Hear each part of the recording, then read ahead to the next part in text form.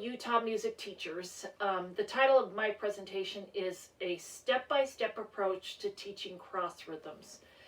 And first of all, it's a privilege to be able to present, and hopefully my presentation will have a few concepts or teaching ideas that will help you as you teach this amazing world of cross rhythms to our wonderful piano students.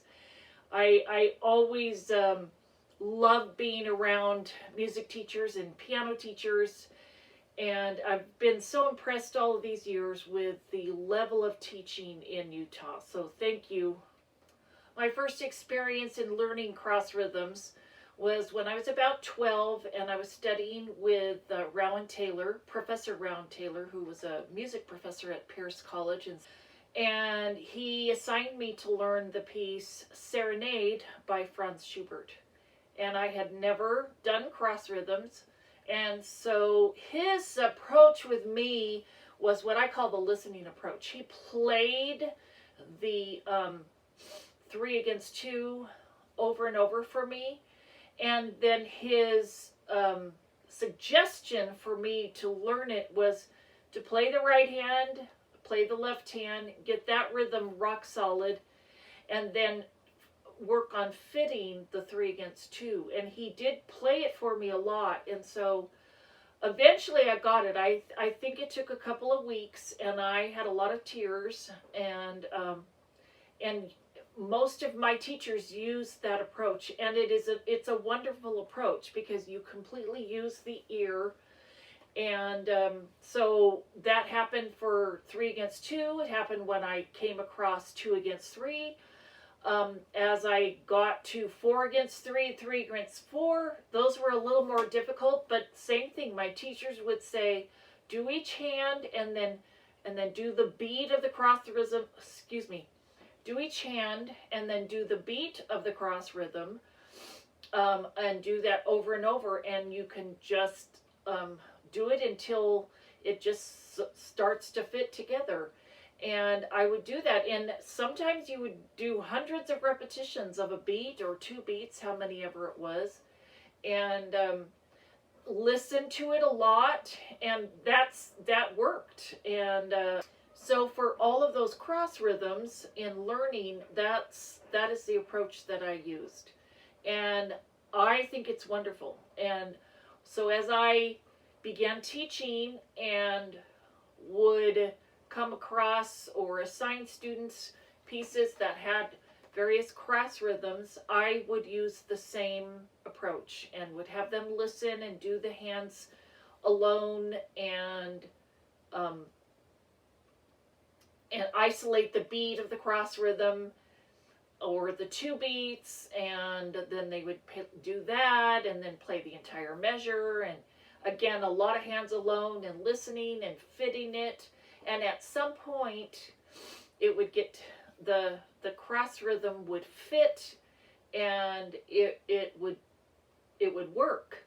So this, in my early years of teaching, that's what I did. At some point, I had a student that this did not work for. So doing that listening, doing it hundreds of times, it would not work. And another student, I remembered, they got it to fit, and then it would unfit. And so that was very disconcerting for me as a teacher, because I used the approach and the process that I learned on, and I had used it on many students, and it did work. So at some point I thought, I've got to figure this out. I've got to find a better way than just each hand. Not a better way. That's a great way. I don't want to knock anything. So I needed to find an alternate approach to helping students. And one of the things I found, and this is what we're going to discuss today, is even the students who use the ear in their approach and that listening approach and doing it hundreds of times until they get it, this alternate approach that I am going to go through today helps them and helps them understand it even better. So the first thing let's do is, and I have a handout with this presentation which will kind of follow along, so hopefully you've got that with you. I'm going to start with 2 against 3, and for our purposes, when I say 2 against 3, it means that the top hand has 2 and the bottom hand has 3. So typically it's 2/8 notes in the right hand and 3/8 notes in the left hand. So I love this example of in a Mozart sonata, the sonata in F major, K332, the first movement, and there's a wonderful phrase that has 2 measures of 2 against 3. So I'll just play that.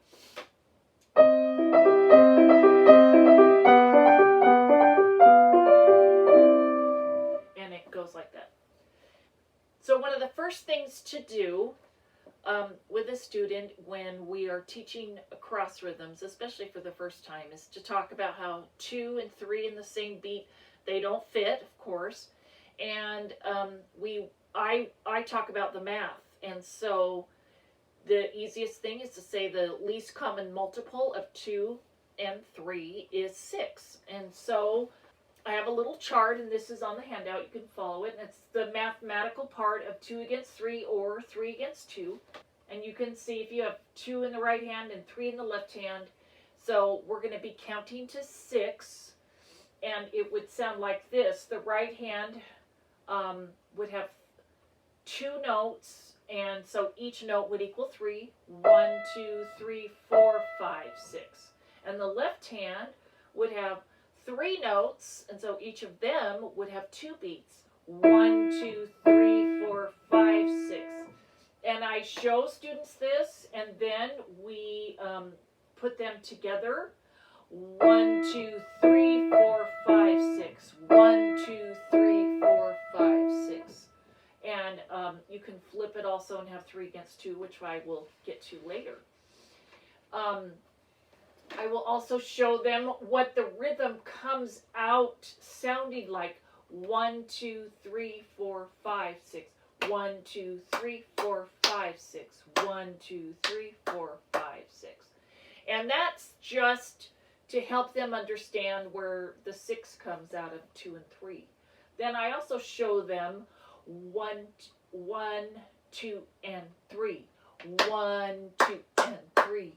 1, 2, and 3. So that's just the overall rhythm that you will hear when the hands are together. So another thing I will do is show them also that 1, 2, and 3, but put where the right and left go, which is together, left, right, left. Together, left, right, left. Together, left, right, left. Together, left, right, left. So we will do that. And one of the easiest ways then in going to the music is you have together, left, right, left. And then there are many rhythm words. There's no right or wrong in rhythm words. And most of you probably have this already.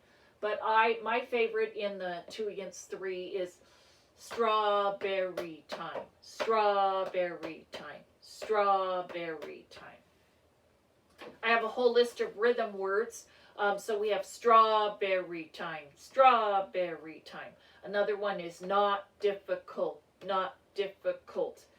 We can also use who parked the car, who parked the car. Or George Washington, George Washington. Or nice cup of tea, nice cup of tea. So if you apply those rhythm words to the piece that we're doing, so we can look at the Mozart, strawberry time, strawberry time, strawberry time, and you kind of go from there. Or not difficult, not difficult, not difficult. And that's another step of using the ear and making it as simple as possible. And I've used that, and students will get it right off, and then you go from there. What do you do when a student doesn't get it right off? So I have a couple of little exercises on 2 against 3, and then another one on 3 against 2.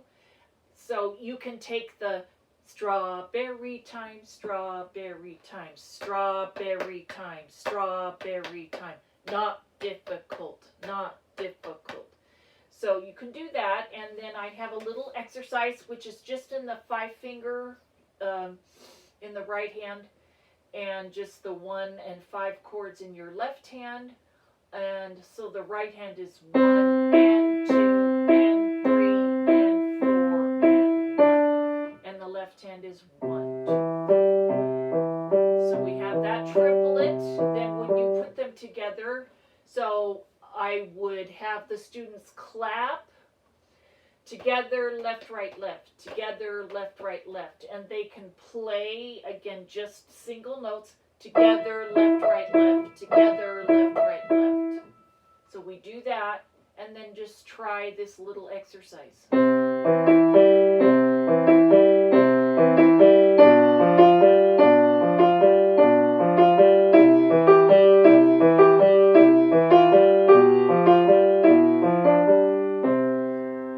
And then there's another one for 3 against 2. This helps, again, we're using their ear, we're using rhythm words, which are just wonderful, and again, work for a lot of students. If the student is still struggling with playing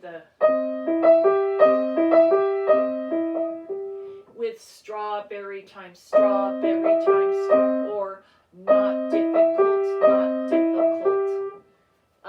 My favorite for me is strawberry time, and you probably have various ones that you use. If they're struggling with that, and one of the things that I see sometimes with a 2 against 3 is we will go through that and they get it, and then at some point they'll do. So they sing-song the 2/8 notes. So I devised a little chart and just divide up the little rhythm to help them feel that. And we go 1, 2, and 3, 1, 2, and 3, 1, 2, and 3.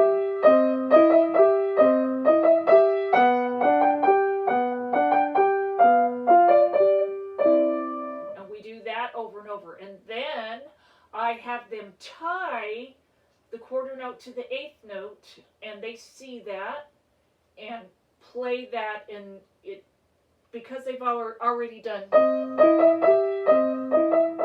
Then when we do 1, 2, and 3, 1, 2, and 3, 1, 2, and 3.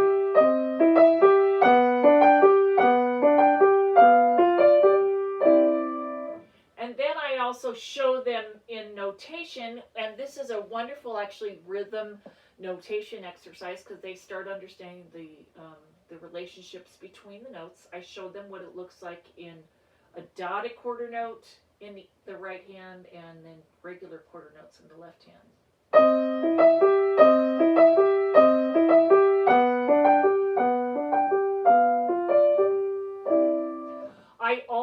I won't play this, but I'll scroll down. You can see, show them what it looks like in 3/8 time, and we go on from there. I sometimes, depends on the student, some students can get this in a week or two. Others, I have them do lots of different of these rhythms and counting it out, and then I merge it into the music and when I feel like they're ready, and if it works, then we just move on.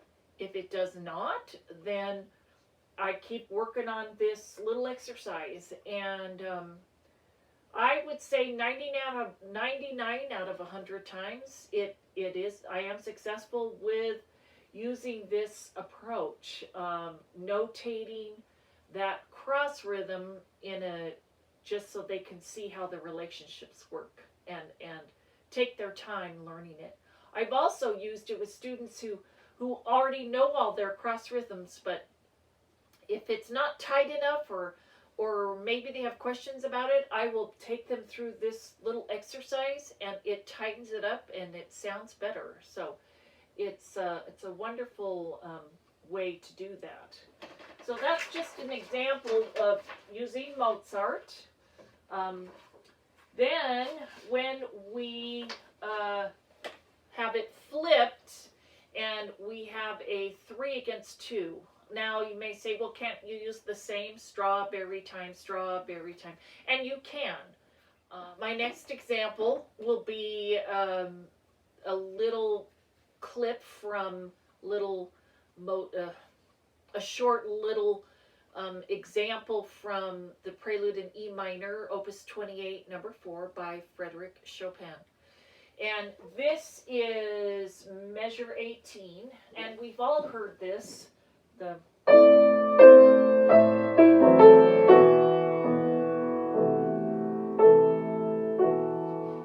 that goes on. So what's interesting about this piece is it's written in 4/4 time. There is a background rhythm, a background beat, if you will, in the left hand of eighth notes, just pulsating.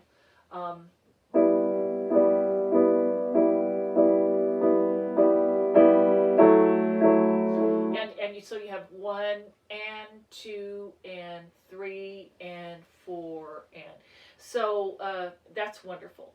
And this pulsating rhythm is felt almost through the entire piece, not quite. So the interesting thing when you have 3 superimposed of 2, the strawberry time doesn't work quite as well. Again, with this 3 against 2, if this is the very first cross rhythm that the student has done, so they haven't done 2 against 3, they haven't done 3 against 2 or anything like that, I will go through like I did with the Mozart. I will do the math. I make sure they understand the math behind it. So you have 3 in the right hand over 2 in the left hand. So 3 times 2 is 6, and I've got another sheet for this. So 1, 2, 3, 4, 5, 6. 1, 2, 3, 4, 5, 6 in the right hand. And the left hand is 1, 2, 3, 4, 5, 6. So then when you put those together, 1, 2, 3, 4, 5, 6. 1, 2, 3, 4, 5, 6. So I showed them what it looks like in different ways. So you have together, right, left, right. Together, right, left, right. The little bit of problem when the background is the 8th note, the 3 against 2, the strawberry time doesn't fit as well. So let me play that measure. Strawberry time now. So you could do that. I'm going to say for the left hand, I'll just say apple, strawberry time now. Apple, strawberry time now. So you can say it over apple, strawberry time now. It is quite slow, and so the rhythm words we have on the normal, these rhythm words are a little trickier to feel and to make work. So the first time I had a student where this wasn't working on this particular piece, I sat and thought, how can I help them do this?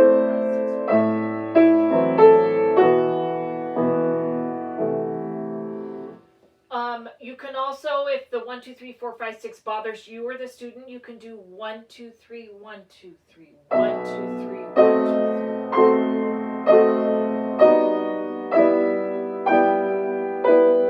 1, 2, 3, 1, 2, 3. Pass the butter. And I love counting the 1, 2, 3, 1, 2, 3, or 1, 2, 3, 4, 5, 6 because they feel that background, and this piece is slow enough that that works. The Mozart, on the other hand, since it was so fast, that worked much better with strawberry time, and you had a really even triplet rhythm, and so it worked. But in this Chopin, you have the even duplets, and it's slow enough, and you can count to 6 or to 3 2 times, and then they feel that, and then at some point they can.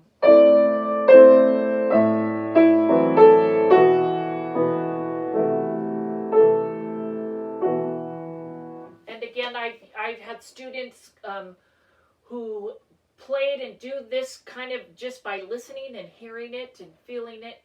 But when they go through these steps of how it all works and what's the math behind it, the 3 times 2 is 6, and looking at how it can be notated different ways, and then counting either 1, 2, 3, 4, 5, 6, or 1, 2, 3, 1, 2, 3, and then say the rhythm word, pass the butter now. It sounds better and it lines up a little better.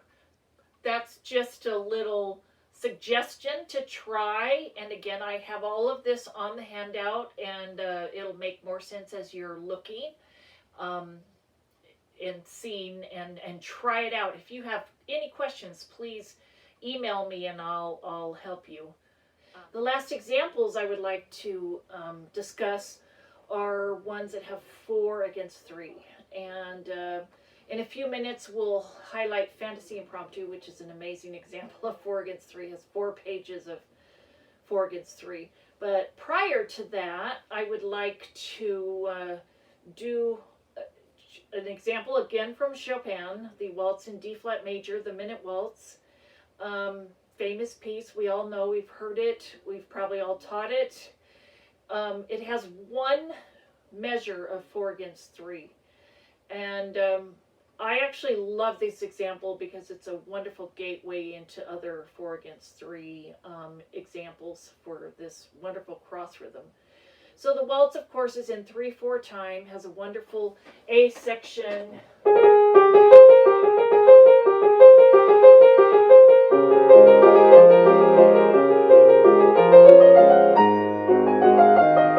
And then that goes on. When we get to the B,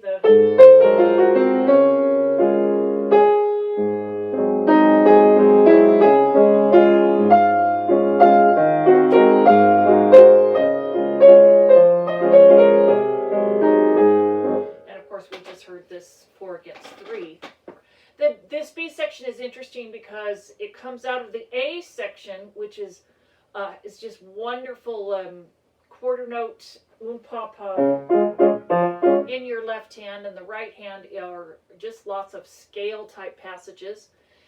And then you get to the B section, and the melody is more angular. And then a few measures in to the B section, you have this 4 against 3, which it just sort of comes out of nowhere. It is wonderful, as I've mentioned. I love cross rhythms. It just adds that sugar and spice to a phrase. And I was really surprised the first time I taught this piece because the student came back with this. And I thought to myself, how am I going to do this? Because I did that listening approach that I've talked about, which is, and then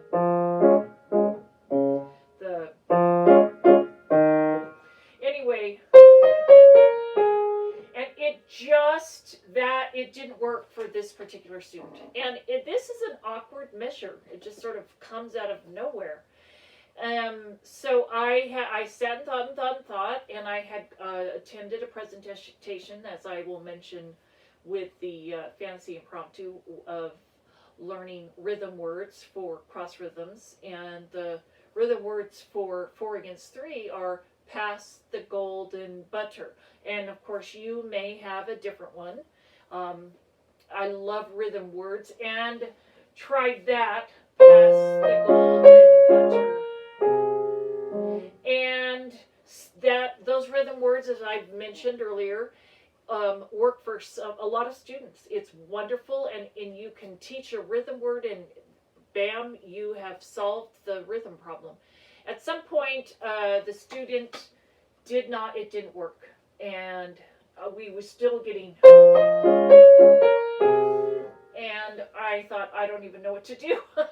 But I charted out the pass the golden butter and looked at the math, and of course we'd done the math with the student, but 4 times 3 equals 12. You don't have time to count to 12, except if you pull it apart and go to the most minute part of the rhythm, the most detailed part of the rhythm, you actually can learn to do that. And so I decided, rather than counting to 12, I would count to 4 3 times. And I charted, which I'm showing now. I charted the rhythm in, so the 4 times 3 is 12, which is 3 beats of a 3/4 measure, if that makes sense. So I spread out the 1 measure into 3 measures, And I then counted with the student 1, 2, 3, 4, 1, 2, 3, 4, 1, 2, 3, 4, 1, 2, 3, 4, 1, 2, 3, 4, 1, 2, 3, 4. And did that, and this, again, as with any cross rhythm, takes a lot of patience if you want to dive in and figure this out. I did that, and then I have them probably the next week do 1 and 2 and 1 and 2 and 1 and 2 and 1 and 2 and 1 and 2, and we do that. And I again will explain to the student, here's what it looks like in 4/4, and we've got the 12 beats, and then here's what it looks like in 2/4, and again, we're dividing each beat in half, so 1 and 2 and 1 and 2 and we explain that. Then we're going to make each beat a 16th note, 1 E and a 2 E and a 3 E and a 1 E and a 2 E and a 3 E and a... So that's the math. And students like that, they love to see the notation and what it looks like. Then I teach them the Pass the Golden Butter. If I've probably already taught them that. Then after we do the math, we'll talk about that again. 1 E and a 2 E and a 3 E and a Pass the Golden Butter. Then you can actually go faster with this. 1 E and a 2 and a 3. Pass the Golden Butter. So on the little chart, it shows the different notations for quarter, eighth, and 16th for the 12 beats for Pass the Golden Butter. And students like that, and depending on what they're understanding is kind of where I will take them through this process. Then I have a little sheet that goes through the 12 beats when you have quarter notes. So I'll call this rhythm number 1. 1, 2, 3, 4. 1, 2, 3, 4. 1, 2, 3, 4. 1, 2, 3, 4. 1. We do that. Then I switch over to eighth notes, getting the beat, but we're counting 1 and 2 and 1 and 2 and 1 and 2 and 1 and 2 and 1 and 2 and 1. And on this one, I will speed it up. 1 and 2 and 1 and 2 and 1 and 2 and when they're fast enough, I'll say the words 1 and 2 and 1 and 2 and pass the golden butter now. And then once that's fast enough, then we switch and I show it what it. Once that's fast enough, we switch and I show them what it looks like in for 12 16th notes, which would be the equivalent of 3 beats. 1 E and a 2 E and a 3 E and a pass the golden butter now. So we do all of that. That's just the little 4 against 3 measure. Now what I have found is sometimes the problem is coming into it. So after I've done all that, I take them back and we do the quarter notes again for the 12 beats. But I am going to take the measure before. So I've charted that out. 1, 2, 3, 4. 1, 2, 3, 4. 1, 2, 3, 4. 1, 2, 3. 1, 2, 3, 4. 1, 2, 3, 4. 1, 2, 3, 4. 1. So we do that. And then I speed that up. And then I switch. We take them and we're going to have 12 eighth notes. So that's the 2, 4, 1 and 2 and 1 and 2 and 1 and 2 and. So I've charted the measure before, 1 and 2 and 1 and 2 and 1 and 2 and 1 and 2 and 1 and 2 and 1 and 2 and 1. So we do that. I speed that up, and once they've got quite a nice tempo, then I add the Pass the Golden Butter on this one. 1 and 2 and 1 and 2. Pass the golden butter. So we do that, get it faster, faster, and then I switch where the 12 notes are now 16th notes, which all fit in a measure, and then we add the measure before. 1, 2, 3.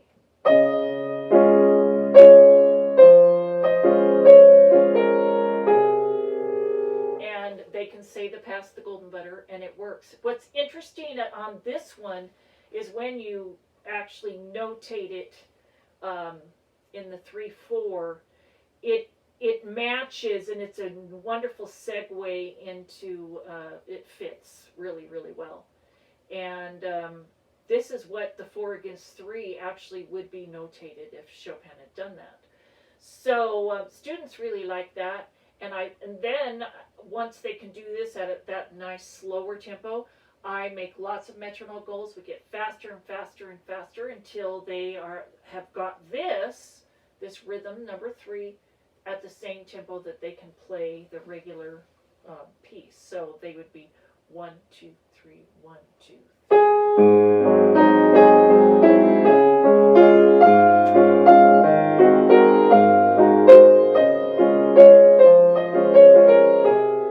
And that's still not fast enough, but it's a wonderful gateway, and it gets them into playing it correctly. Now, as I've mentioned on some of the others, very often the student can kind of slide backward, and they'll have that Pass the Golden Butter, and then they come in and do the old way. So they'll do that, or and I'll think, all these weeks, and now they've slid backward. But I just take them through the steps again, and it goes faster, and a lot of times they just need 5 minutes of reviewing that. And so I have learned, as they're working through this and working through this process, they have to keep reviewing those steps. And my favorites with students are the rhythm number 2 and the rhythm number 3. And usually if I have them review that and keep reviewing it, it will get that 4 against 3 really well, and it's wonderful. The last example I would like to highlight in this presentation is the Fantasy Impromptu by Frédéric Chopin. We all know that it is the whole A section is just 4 against 3. So the accompaniment is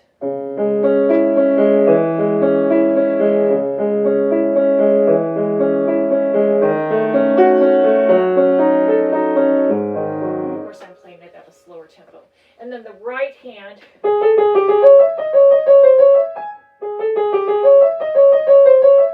I use the approach, what I call the listening approach. So the first thing you do is you play it for students. I have them go on YouTube, listen, listen, listen. They learn hands alone. That's very imperative. In fact, they pretty much memorize hands alone if they're practicing well, and that's an assignment also. And then, the first 4 pages are 4 against 3.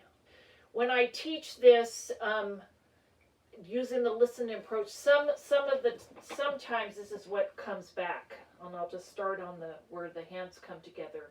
And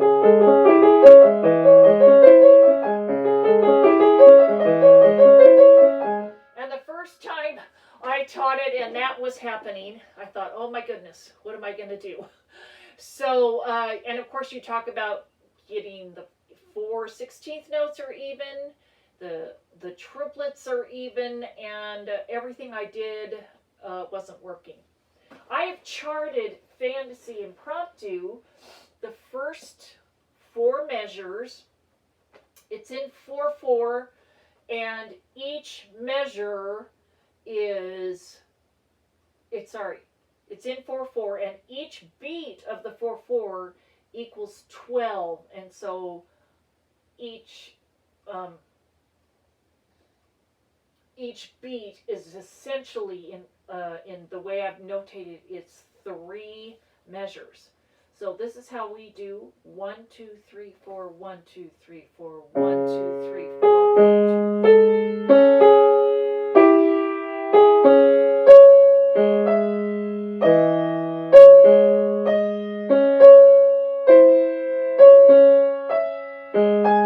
And then it goes on. I actually will have them with the metronome.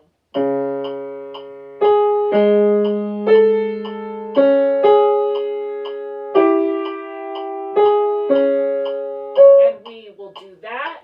I get the metronome faster and faster. So once we can get probably to 180. 1, 2, 3, 4, 1, 2, 3, 4, 1, 2, 3.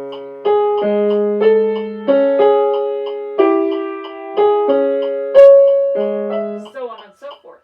Once they can do that, then I show them what the notation, once they can do that, I will show them what the notation would look like if it was in 2/4. And they're counting, I first have them counted 1 and 2 and 1 and 2 and 1 and 2 and 1 and 2. So on and so forth. And then I will have them 1 and 2 and 1 and 2 and 1 and 2.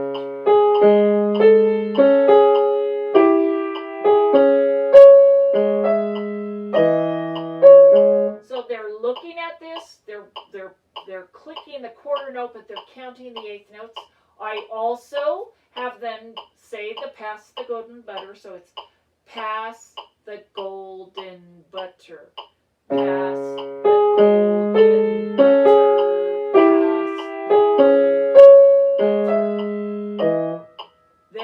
and then we move it up, pass the golden butter.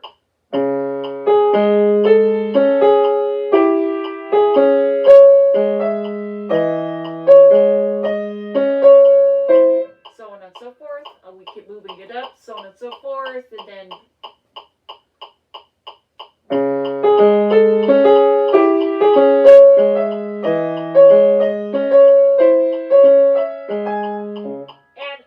that seems kind of bumpy, but actually the rhythm is correct, and it is a way for them to practice very slowly and have the rhythm be exact, and it works. At this point, they are pretty much saying, pass the golden butter, because you can't say the other, you can't count to 12 that fast. 1, 2, 3, pass the golden butter, pass the golden butter.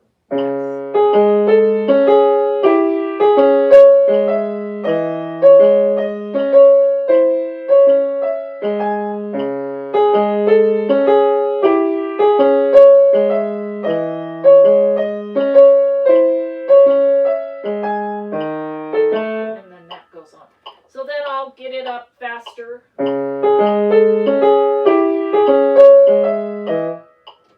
Faster. Pass the golden butter.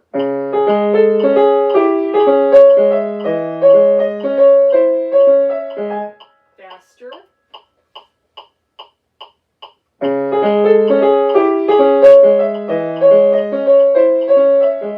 And then you can't quite, then it gets too fast and you can't do the pass the golden butter.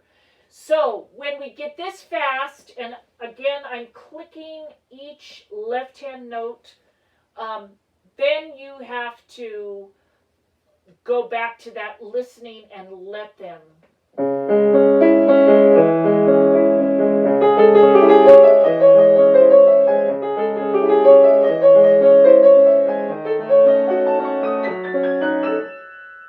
Then all the while that they're doing this little rhythm sheet, I have them practicing left hand alone, right hand alone. When we get this fast, then I will have them go. They do a beat. And then.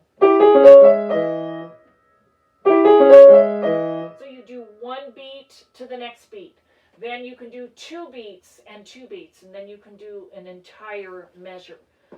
Again, the rhythm sheets with past the golden butter and all the different ways of notating it and practicing slowly and working up with the metronome, all of this will help the student feel the most minute part of the rhythm, and it really cleans it up. And anytime I do these rhythm sheets with a student who is working on Fantasy Impromptu, I have a student who just finished it.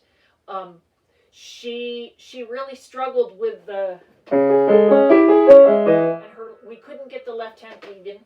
She does everything I tell her. She's one of those kind of students. So I took her through this for many, many weeks, through these rhythm sheets, and she was past the golden butter, and she was kind of not sure that it was going to work, but I told her, I said, just trust me, we'll do this. And all the while she would do the rhythm sheets, and then she was practicing each hand, and we were getting that faster and faster and more perfect. And then she was fitting the, on the rhythm sheets past the golden butter and got it faster and faster. And then at some point we put the rhythm sheet away and let her do still hands alone and then the hands together, and it got better and better, and her rhythm now is just wonderful. So it was a many week process. Again, if they kind of slide backward and that rhythm isn't quite working, and it can be either the right or the left hand that kind of slides back, then I take them through that process. And if you do the process the second time, they're going to go really quickly through it. All the minute parts of the cross rhythm make much more sense. So I wish I had, 10 hours. Again, I did a summary for you wonderful teachers on what I do, which can take weeks and weeks for some students, just so that they understand and feel it, and it sounds wonderful. My listening approach, which I use with most students, is the first thing we do is do a lot of listening. And so I will have them listen on YouTube, and I play it for them, and we will go from there. And then I have them learn that part hands alone. They should be working on hands alone anyway. We do that, hands alone, and then we isolate where the cross rhythm is. And I will have them isolate the beat of the cross rhythm, and I gave some examples today where there's just one beat of cross rhythm. So we'll do that.